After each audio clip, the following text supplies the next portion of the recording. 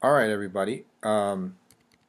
This is the course introduction for COM 303 Research Methods for the summer of 2016.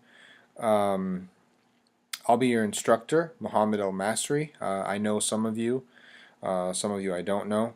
Hopefully we'll get a chance to meet once we're back on campus in the fall. This class, obviously, as you all know, is an online class, so we're not actually going to be in the same physical location. I'm not even in the state of Alabama at this time. So let me go through the syllabus. This is going to be very important. It's going to be very important that you listen to everything that I have to say in this introduction. Otherwise, if you don't pay attention to what I'm saying now, you're going to end up being confused on some things, and you'll end up asking me questions that are basically answered in this little introduction, and I'll try to keep it brief. I do want to emphasize, I want you to read this syllabus, you know, front to back, I mean cover to cover, read the whole thing.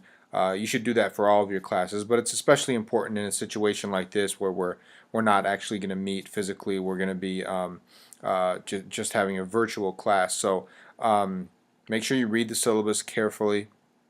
I'm not going to go through every word here, but I do expect you to read it all. So obviously the class is starting on June 7th officially. Some of you, I'm going to be posting this lecture prior to June 7th. It is, what's the date today? It's June 3rd right now. So this will be up by June 4th, by Saturday. I'm assuming some of you will watch this before June 7th, sometime this weekend. But we go from June 7th to August 1st. August 1st is actually the date of our final exam. You can see my email address there. That's really the best way to get a hold of me. I don't usually include my phone number, but I am including my cell phone number here because I recognize that there are going to be times where you might need to get a hold of me. You can drop me a text or whatever. You can call me in a pinch if you need to. So don't call me like every day for trivial things, but if you absolutely need to get a hold of me by phone, you need to get a hold of me quickly, then feel free to do that. I'm going to have my office hours, I'm going to hold my office hours on Skype, and I'm going to hold them Monday through Thursday from 1 p.m. to 2 p.m. and also by appointment. But here's the thing, and this is important. If you want to meet with me during my office hours, I want you to send me an email in advance telling me that you're going to call me on Skype, okay? And I'll talk about Skype in a minute because you're going to have to download Skype and you're going to have to add me as a contact on Skype. But don't just, like, at 1 o'clock or whatever, just log into Skype and then try to call me. I want you to first send me an email and let me know, just so I know to expect that meeting. Because what happens on most days, as I'm sure you know, is nobody wants to meet with me during my office hours. So, I don't want to just be sitting there in front of my computer waiting for somebody to call me. So I want you to send me an email in advance, preferably a couple of hours in advance if possible. If you can't, send me an email. Let's say it's 1:30 p.m. on a Wednesday. You realize, oh boy, it's office hours right now. I can talk to the professor. It's not going to work to email me because I might not see the email. That's when you could text me and say, hey, professor, I'd like to talk to you on Skype. Could you hop on? And I'll respond probably saying something like, okay, I'll be on in 5 minutes or whatever. So that's kind of one of the reasons why I'm leaving my cell phone number with you. So yeah, about Skype, you're gonna need to, if you don't already have Skype, it's a really cool program. It's basically a video conferencing program. So if you don't have it, you need to download it. There's a PC download and there's a Mac download. It takes like a minute to download. It's free. So please go ahead and do that. And then I'm going to ask you to add me as a contact on Skype. And so what that entails is basically you go through, actually let me just go into, I'll just show you. So all you do is, and that's the symbol for Skype, that S, that's their little logo. But all you have to do is go up to, there's an option for contacts, and then you can just search for my Skype name.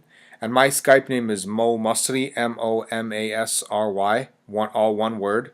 I'm the only one with that name. So once you find me, you click on it, and then it'll give you an option to add me as a contact, right? And that's what I want you to do. So you go up right here. There it is, right there. Contacts, add contact, and then you search for whatever name. You search for my name. I mean, it's not going to work for me right now because that's who I am. But that's all you have to do. Okay. Moving right along. Yeah, this just tells you that email is the best way to get a hold of me. Here are a couple of key dates. You can click on this link for more key dates. This is our textbook. I've already emailed you about this, but if you don't have it, you need to get it as soon as possible. If you end up with an older edition, the 9th edition or whatever, I know some people like to go with an older edition because they're cheaper. It's probably not the end of the world.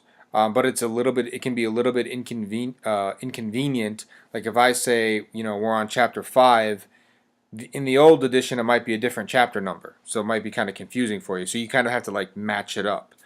Also, there's the possibility that some of the content changes. I mean, it's not going to be much, frankly. I mean, I've followed these guys, Wimmer and Dominic, for years, and so I know about their textbook. The book doesn't change very much from year to year, but there could be a minor thing. So that's just something to be aware of if you end up with an older edition. Our final exam date is okay. It said August 1st, and this says August 2nd. So this could be an error. Let me actually, while I have you, how do I do this now? I don't want to confuse you. I've already confused you. I'm confusing myself. I thought the last day of class was August 1st. So I think that August 2nd date might be a typo.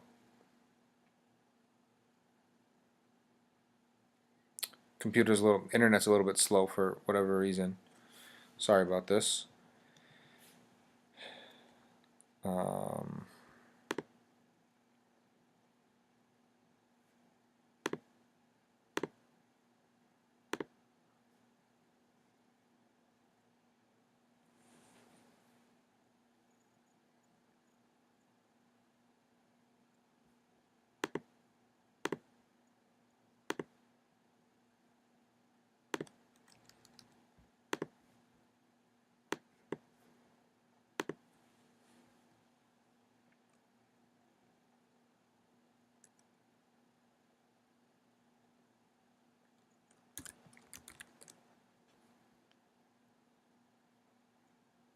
Yeah, I mean the last day of the class is August 1st. So I'm just gonna go ahead and change this, and I'll update a new version. But our final exam date will be August 1st. I just want to make sure that is a Monday. I'm going to look at my phone calendar here. Again, I apologize. Sunday, Monday, August 1st. Yeah, so it's Monday, August 1st. My bad on that. So the final exam will be Monday, August 1st. That's a very important date for you to keep in mind. Our exams are going to be online. Everything's online, right? So when you turn in an assignment, you'll email it to me. When we have an exam, I'll basically, the exam will be done online through Canvas, our course management site. And basically I leave like a window. It's a long window. I open up the exam at like 9 a.m. and then I close it at 11:59 p.m. So you just have to make sure to go in, make sure that your computer situation is all squared away, your computer's charged. You wouldn't want to lose battery power, halfway through your exam, right? But you log in and you take the exam. It's a timed exam. You'll have like 75 minutes to take your midterm exam, and then you'll have a little bit longer actually for your final exam. So the course structure, as you know and as I've mentioned already, is entirely online. I'm going to be posting links. In fact, I've already posted links to video recorded lectures. That's going to be our mode of instruction. And I want to say something about that. I don't want this to be confusing. I taught this class last year in the summer of 2015. And I haven't changed anything. It's the same book, it's the same lecture material. So I'm just going to use the same lectures. I mean, it would be kind of redundant for me to re-record lectures on the same exact material. So the reason I'm telling you that is, well, first of all, you might notice on those videos that you watch, you might notice that I look a year younger because it was last year. But also, more importantly than that, I might say something that was specific to last year's course. I need you to ignore that. Let me be very clear about this. The only thing that you should be paying attention to in those videos for lecture 1, lecture 2, lecture 3, all the way up to lecture 9, the only thing that you need to be paying attention to is my explanation of the material. That's it. If I say something like, don't forget, your assignment is due on Thursday, that was for that course last year. Okay? Don't pay attention to that. Hopefully that's clear. If that's not clear, then send me an email. We can talk about it. We can have a phone conversation or a Skype chat, and I'll explain it to you. But hopefully that's clear. On those lectures, only pay attention to me delivering the material. If I say something, if I make an announcement about something that was related to last year's course, ignore it. Okay?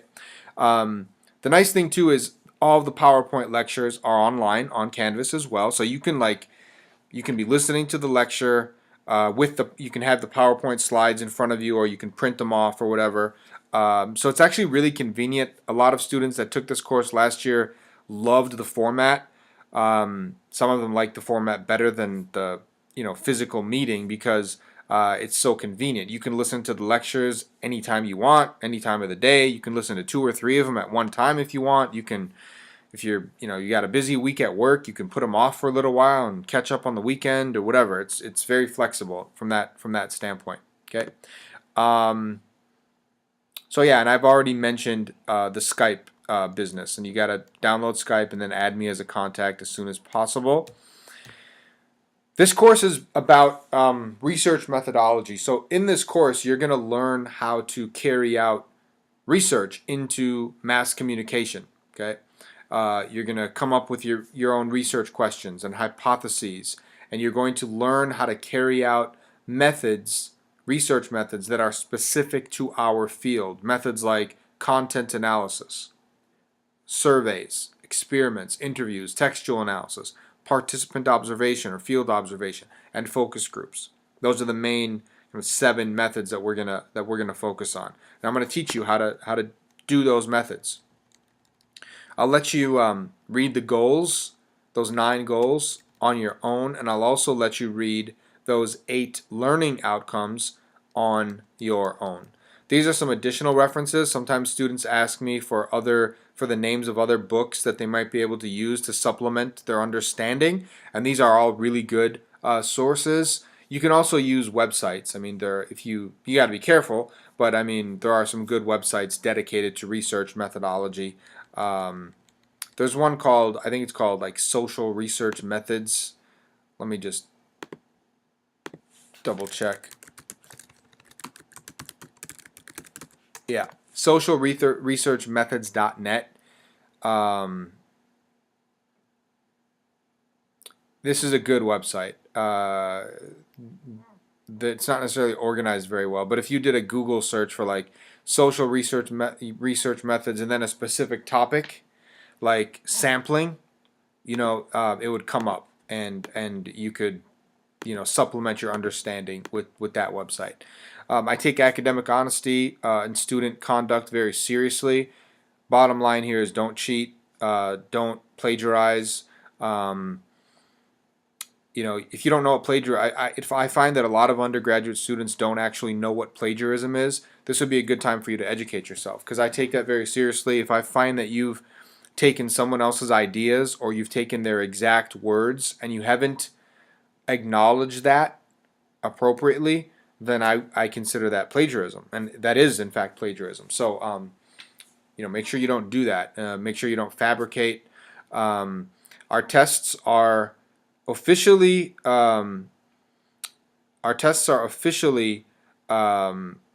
closed book exams, technically, I'm not going to be there, so you could open your book and like be looking for stuff. But I'm just telling you right now, our exams are timed.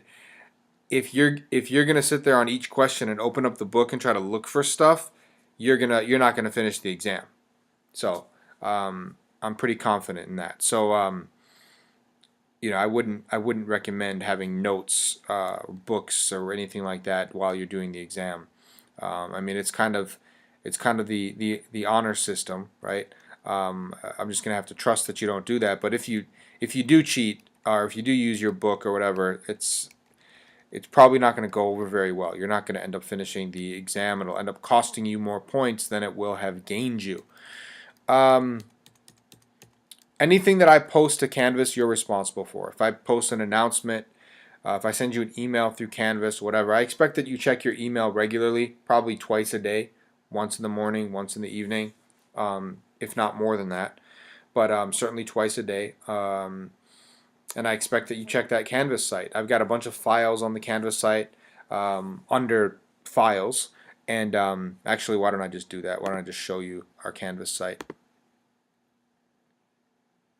It should come up for you under courses.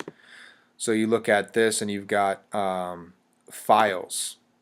And this is where you'll find the syllabus, a description of the first assignment, and then some other basically supplemental materials. There's some of the readings are in here. Like this is a reading that I assigned. You'll see it in the syllabus. It's on there. There's another reading that's assigned. Here are all the PowerPoints as promised. Lesson 1 through 9. We only have 9 lessons, but some of them are kind of long. What else was I going to show you? Oh, announcements. This is where all the lectures are stored. So you can see Lesson 1, that's where you want to start. Lesson 2, Lesson 3, Lesson 4, 5, 6, 7, 8, 9. These are descriptions of the final project, a supplemental explanation of one of the concepts that we'll take up in the class, unit of analysis. And then this is another description of that first assignment, that article review assignment. Okay? It's actually not the first assignment in the course. It's the first article review assignment. It's not the first assignment in the course. But so yeah, the announcement tab and the files tab, those are the two most important. Obviously grades, that's important as well. But yeah, Canvas is that's your best friend. You're going to be able to take this course basically through Canvas. So if you have any questions at any time, do not hesitate to ask me. Email me. If you want to set up a Skype chat, whatever. That's totally fine. I always like to communicate and talk with my students, so don't ever feel afraid to ask me a question. Don't ask me something that's like answered in the syllabus though. That does get on my nerves a little bit. Like, Professor, what's your email address? That would be kind of annoying. But yeah, in terms of writing, we do have some writing assignments in this class, and if I wanted you to just give me your ideas, I'd do it. We could do oral assignments, right? The fact is, I've assigned written work because I want to assess your writing. I want you to learn how to become better writers. That's one of the reasons instructors assign writing assignments, and so I expect you to write at a high level. If you have issues with grammar or style or sentence structure or spelling or whatever, I suggest that you have someone take a look at your work. We do have a writing center, and they do really good work at UNA. So you can visit them.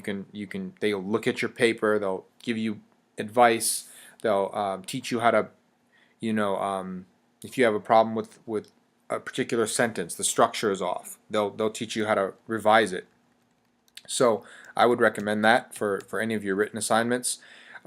Late assignments are penalized, so try not to be late with anything. If you have some extenuating circumstance, I'm a pretty reasonable guy. I'll work with you, but if you're trying to take advantage of me or just make excuses up, I won't be obviously as lenient. This is all pretty redundant. Email, Canvas. Here are the assignments. So I'm going to give you extra credit points for doing 2 really, really simple assignments. First of all, at the end of this syllabus, you'll see an information sheet and an academic honesty policy. I'm just going to scroll down so you can see those. There's the information sheet, and then there's the academic honesty policy. That one just needs to be signed. And this one needs to be filled out and then signed. So I want you to, basically you can just do this electronically. Just fill it out in Microsoft Word. You don't have to sign it. You just sign it digitally. Just write your name in and then just email it to me and I'll give you a point. Email me both of those sheets. And then the second assignment, for which I'm giving an extra credit point, is this Skype and email assignment. All you have to do is download Skype, as I mentioned, add me as a contact, and then, and this is where you'll get your point, send me an email saying, Professor, I've downloaded Skype and here is my Skype name. Actually, you'll say, Professor, I've downloaded Skype, I've added you as a contact, and here is my Skype name. Blah, blah, blah, whatever your Skype name is. If you don't already have a Skype account, you'll have to set one up and you give yourself a Skype name. To get the points, or to get the point, I should say, you have to send me that email and you have to tell me what your Skype name is in that email, okay? But those are two really easy points. We're going to have some reading reflections in this class. Reading Reflection 1 and Reading Reflection 2. You can see the due dates in the schedule, which is just below. I think it starts on page 6 of the syllabus. I'll go through it briefly in a minute here. But with the reading reflections, all I want you to do is do the assigned readings and then summarize the readings for me so that I know that you read the readings, and then give me a little reflection. I want each of these assignments to be 2 pages long. Okay, double spaced, Times New Roman font, 12-point font. Okay, you don't need a cover page or anything like that. You can just put your name on the top and just put the assignment, you know, Reading Reflection 1 or Reading Reflection 2 or whatever. Don't try to summarize everything. If, you know, like Reading Assignment 1, I think it's on chapters 1 and 2. You're not going to be able to summarize 50 pages of reading in a page or in 2 pages. So try to hone in on 2 or 3 of the most important points, the things that you think are most important from that chapter or from that set of readings, and hone in on those and explain those, okay? Summarize those for me in your own words. You know, don't have a bunch of quotes. That's not a really effective way of summarizing. Try to summarize things in your own words. And then maybe the last paragraph. So if this is a 2-page paper, maybe the first page and a half is summary, but the last paragraph or so, the last half a page, is your reflection. Just give me a critical reflection. You might describe something that you thought was really interesting. You might ask a question about something that you thought was funky or difficult to understand or whatever. You might tie something into the real world, tie one of the concepts into the real world. Something like this. This is just your chance to kind of reflect critically on the readings that you've been assigned. So there are 2 of those assignments, reflections 1 and 2. Each one of those assignments is worth 25 points. We have 400 points total, and I'll show you that in a minute here. But these reflections are worth 25 points each for a total of 50. And then you have article reviews 1 and 2. For article review 1, here's what I want you to do. I want you to find a published content analysis research paper that has been published in a peer-reviewed journal. Okay. What is peer-reviewed? A peer-reviewed journal is basically, it's a scholarly journal. It's where scholars go to publish their research, and it's really hard to publish research. It's to get something published, it has to be of very high quality. And it's not just some guy who just looks at it and goes, okay, yeah, I think we'll publish this. It goes out for a blind review process where there are at least 2 reviewers that review your paper or the scholar's paper. They don't know who the scholar is because it's blind. The name is removed. And the scholar doesn't know who the reviewers are. So it's a blind process, right? It's totally independent. And if both of these reviewers, sometimes there are 3, if they agree that this paper is methodologically rigorous, if the findings are interesting, if it's theoretically grounded, they'll sign off on it and publish it. Most papers do not get published, okay? most papers that are submitted do not get published. It's actually very difficult to publish scientific research, to publish in peer-reviewed journals. Some of the journals in our field have acceptance rates in the single digits, like 5%. That means 95% of the papers that are submitted get rejected. So it's a very rigorous process. I want you to find a content analysis. A content analysis is a specific method that is employed in our field. It's called content analysis. It's a methodology. It's like, you have surveys, that's a method. You have experiments, that's another kind of method. A content analysis is a method that is used to systematically measure manifest content, apparent content, okay? You can do a content analysis on a movie or a set of movies. You could do content analysis on newspaper articles, on radio content, music, whatever, okay? I want you to find a published content analysis and review it. And I'm going to just show you this, how you need to do this, okay? This is, for all intents and purposes, this is your explanation of this first assignment. So the first thing you need to do is go to our website, click on library, scroll down a little bit, we're going to go to our database, okay? This is where the scholarly articles for our field, mass communication, are stored. We have a subscription. It's one of the things that you pay for, your tuition. This is like super expensive, by the way. If you didn't have this subscription, it would cost you a lot of money to access these articles. So you go to resources by title, click on that, click on the letter C, scroll down, there's the database that we want, Communication and Mass Media Complete. This database holds most of the major journals for our field, mass communication. So I'm going to log in, and what's going to come up is like a search screen. It's already on advanced search, which is what if it's not on advanced search, you should click on that. Click on scholarly, because you want to make sure that you're only getting scholarly, peer-reviewed journals. I think you can do a search for anything that you want. Like if I just do a search for content analysis, a whole bunch of papers are going to come up. Probably thousands. There you go, 5,500. Here's, let me just find one that kind of sounds interesting.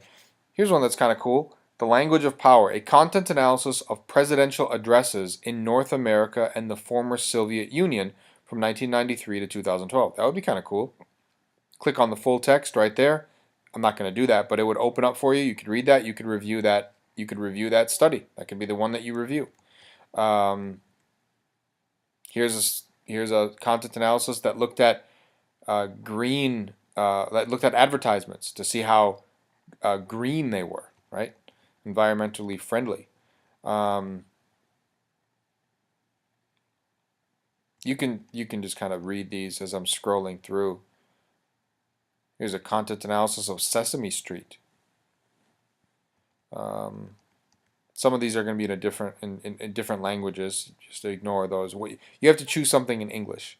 So, because I have to be able to go back to the study, and I speak Arabic too, so I guess you could do Arabic if you wanted to.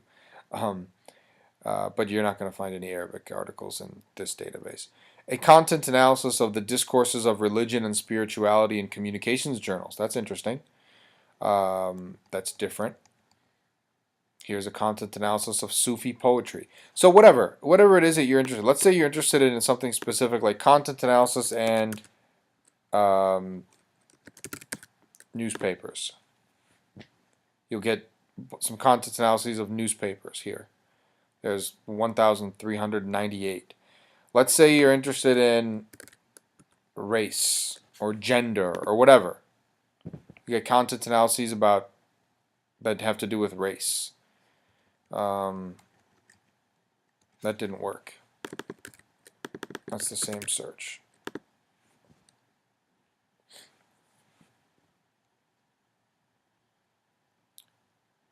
it's not working for some reason. It keeps on searching for newspapers. It's just kind of going goofy for me, but it'll work. Trust me.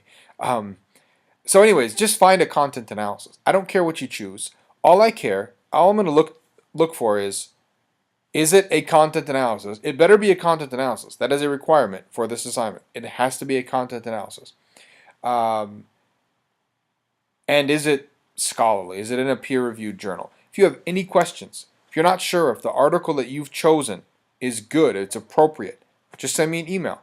Include the article as an attachment and say, Professor, could you just kind of approve this, sign off on this? Does this look legit? And I'll respond to you. Okay? If you have any questions at all. But your job is to find an article, a content analysis that has been published in a peer-reviewed journal, and read it carefully. And then you're going to write a 2-page summary of the article. I want you to mention what the study's purpose, what was the purpose of the study? What were the key hypotheses or research questions? A lot of these concepts, by the way, you might not understand right now. You'll understand them later because I'll be talking about them in the lectures. Like you might not know what a hypothesis is. You'll know shortly. Mention their theoretical framework. Mention their key components of their methodology. Like what was their sample? What was the units of analysis? What were the key variables? Again, these are words that you might not understand right now. You will understand them before you complete this assignment. And then tell me what their findings were. What did they find? What did their study find? Okay. So anyways, this is article review. There are 2 of these assignments. There's article review 1 and article review 2. For article review 1, it's got to be a content analysis. Article review 2 is the same, except it can't be a content analysis. It's got to be either a survey or an experiment. Okay. So content analysis is a method that we use to measure content, obviously. Surveys you've all done surveys, you know what surveys are. They're there to measure people's attitudes and beliefs and perceptions about things. And then experiments are scientific methods that are used to measure cause and effect. Okay? If we want to know if A causes B, like, for instance, you might do an experiment, somebody might do an experiment to find out the effects of playing violent video games, right? In fact, that's an experiment that's been done many times in our field. So you could find that experiment or a survey and review that. But it's the same assignment, article review 1, article review 2, but the first one has to be a content analysis, second one has to be either a survey or an experiment, okay? If you have any questions, let me know, but I think that should be pretty clear explanation of those assignments. Now the final you're also going to have a final project in this class. It's worth 100 points, and in here for this assignment you're going to work in groups, which could get a little bit funky because you don't necessarily know each other. But how do I want to do this?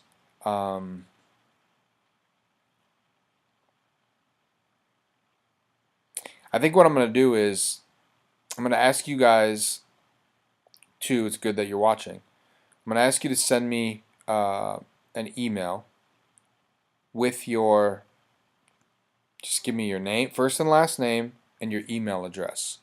I mean, I could look all that up, but I want to do it this way. Send me an email with your name and your email address. What I'll do is I'll copy and paste from that email the email that you all send me, and I'll put them into a Word document and I'll send that out to the class, thinking that'll work best. And then what you should do is, I'm changing my mind now. Sorry. I think I'm going to do it this way. Sorry, I changed my mind. Forget what I just said about sending me an email. I'm going to put you in groups. Okay? I'm going to put you in groups of 2 or 3 for the final project. If you're in a group of 2, it's basically the same deal, but if you're in a group of 3, you'll have the assignment will be a little bit longer, basically, so there'll be a little bit more work, just so it's fair. Okay, but there's no advantage of being in a group of 2 or group of 3. I've taught this class many times. There have been groups of 2, there have been groups of 3. I've even had groups of 4. They just have to do a longer paper. But the assignment though is you're going to get into your groups and you're going to actually set up a research project. I want you to come up with a research question, some kind of or a hypothesis or a set of hypotheses. Come up with a topic. Identify a purpose. What's the purpose of your research project? Gather literature, right? Do a literature review. I'm going to talk about all these components later, okay? Or they're talked about in the in some of those lectures that you'll see posted to Canvas. But you have to do something called a literature review. That's important. You have to do you have to find a theory that will underlie your research, and then you have to set up the study by writing a methodology section. And this will end up being a 9 to 10 page paper, give or take, depending on how many people are in your group. And I will communicate specifically with you. I'll send you an email. And it's probably a good idea if we set up a Skype chat, me and you, the people, meaning the people in your group, like a group chat, just to kind of get everything squared away as you're starting your final project. You don't have to worry about this right now. This is probably something that you'll start worrying about toward the end of June, or maybe even early July. Okay, but you don't want to wait to the last minute. You want to make sure you give yourself a good 3 or 4 weeks to work on this project. Okay, so you're not kind of inundated at the last minute. But this will start to make more sense as the semester progresses and as you hear some of the lectures and as you read some research, like when you do your article review assignment, like you'll see a research, because some of you you've probably never read a scientific research paper. Once you actually read a paper or two, this will start to make a lot more sense. Okay, but basically there's going to be several components to this 9 to 10 page paper. You have to have an introduction. The introduction tells me what this topic is, what your topic is. You answer your so what question, like why is the topic important? Why should anybody care? So what? Why should anybody care? Tell me, kind of summarize what you're going to do in the project, like what your methodology is and stuff like that. And give me some background on the topic. Like give me some background on the basic issue that you're studying. Then you do your literature review, right? That's where you review, and I'll talk more about literature reviews later in some of those lectures that you'll watch on YouTube. But the literature review summarizes what other scholars that have worked in your area have found. So you got to go find 6 sources. I want you to have 6 sources, okay, for your lit review. And it might be, again, I'll communicate with each group individually. It might be a little bit more or a little bit less, depending on how many people are in your group. But 6 is kind of the starting point. But you'll need to find 6 scholarly studies that inform your research and basically review them in a short section, like a 2-page section called literature review. Then you have to have a theoretical framework. You've got to have a theory that underlies your research.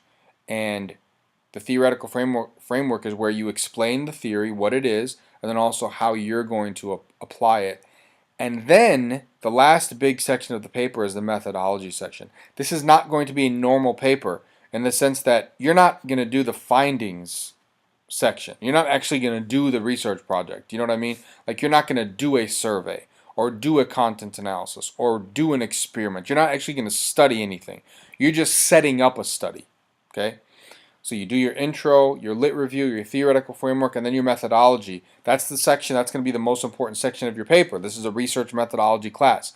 I want to know what you are planning to do. This is kind of like a research proposal. What you are planning to do to study your topic, okay? So you'll tell me, okay, we're doing a content analysis or we're doing a survey or whatever your method is. To choose a method, explain it. And then basically go through each component of your method. And this again will make more sense later when we talk about this stuff more specifically in the lectures. But also I'm going to talk, again, I want to emphasize this, I'm going to talk to each individual group and make sure that that happens. I mean, don't miss out on that.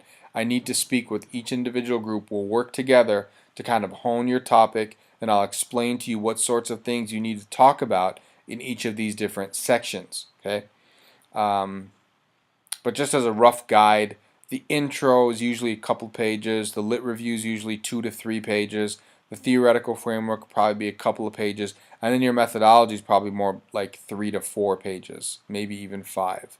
That's going to be the bulkiest part of your assignment. You've got to have references, and you've got to have an appendix too, because in your appendix, I want you to show me your measurement instrument. I'll talk more. That's not going to make sense right now, but I'll talk to your group about what that means. But briefly, if you do a survey, like I need the survey. I need to see the questionnaire, like the actual questions. If you're doing a content analysis, in content analysis we work with something called a coding sheet, which is basically a list of questions that you ask about the content that you're studying. Again, we'll talk more about this later in some of the lectures, but I need to see that coding sheet in your appendix. You understand? So again, this is a project where you're going to work with me. I mean, I'm not going to do the work for you, but I'm going to walk you through it, and I'll have to meet with each group on Skype. All right. And again, I want to emphasize those lectures that you're going to watch that are posted right now to announcements in the Canvas page. Those were recorded last year. So if you hear something slightly different, like I think last year I only required 5 lit review sources. So don't be confused by that. Again, that was stuff that pertained to last year's course. I sometimes make really minor changes to some of the requirements. Okay, and again, with this assignment, I'm going to work with your group. I'm going to walk you through it. All right. The test format's going to be primarily multiple choice, true/false questions. There will be some short answer questions. There will be at least one long essay on both of the exams, the midterm and the final, where you're going to have to like do something. It's going to it's not really an essay question. It's like an application question. Make sure you're ready for that. This is how the class breaks down. You've got your 2 reflection assignments, which I've talked about. You've got your 2 article review assignments. There's 100 points right there, 25 points for each of those 4 assignments. Then you've got the final group project. It says here groups of 3 or 4. I'm going to change this. I mean, we'll see how it works. It might end up being 4, but I'm probably going to do groups of 2 or 3 for the final project. That's going to be worth 100 points. The midterm's worth 100, and the final exam's worth 100. So there's your 400 points. Now for the group project, I would be remiss if I didn't say this. Make sure that you hold up your end of the bargain. Don't be the weak link in your group, because you're all going to evaluate one another. Okay, you're going to evaluate one another. I'll actually show that to you right now, how that's going to happen. On Canvas, there is a work contribution sheet. You're going to have to turn this in with your final project. Turn it in to me. Don't show it to anybody. Don't show it to the members of your group. Otherwise there's going to be infighting. This is your confidential kind of evaluation of everyone in your group. It's called the Individual Group Member Contribution Sheet. You click on this, you can download it, but I'm just going to click on it and kind of show you what it is, what it looks like. Basically, it's pretty self-explanatory. Put your name here, partner 1 here, partner 2 here, and then you evaluate everybody. Again, put your names here, and then give me a percentage based on how much work you did. So let's say there are 3 people in your group. So it's you, partner 1, and partner 2. Let's say you all worked equally. Then you would put 33.3% here, 33.3% here, and 33.3% right there, and that adds up to 100%. Okay. Let's say you think you did half the work, then you put 50% next to you, and then 25% here and 25% there, or whatever their percentages were. Maybe one person in the group only did 5% of the work in your estimation. Okay. So that's what you got to do. And then here, this is important. I want you to actually explain why you gave the percentages that you gave. Okay. And again, this is totally confidential. I'm not going to show this to the members in your group, and you shouldn't either. Also, I have to tell you this. You're all going to get different grades. I mean, you might get the same grades. If everybody says 33.3, 33.3, 33.3, we all did the same amount of work, then you'll all get the same grade. But if it's clear based on the evidence that somebody was slacking because the other people said he was slacking or she was slacking, or if it was clear that one person did the most of the work, it's not fair that you all get exactly the same grade. So make sure that you don't share your grades. I mean, that's confidential as well. Okay. If you have any questions about that, let me know. But I'll ask that you submit that to me on the day the final project is due. Just email that to me. Okay. Don't email it to anybody else, just to me. This is how I grade, so you can look at that. It's a pretty standard grading system.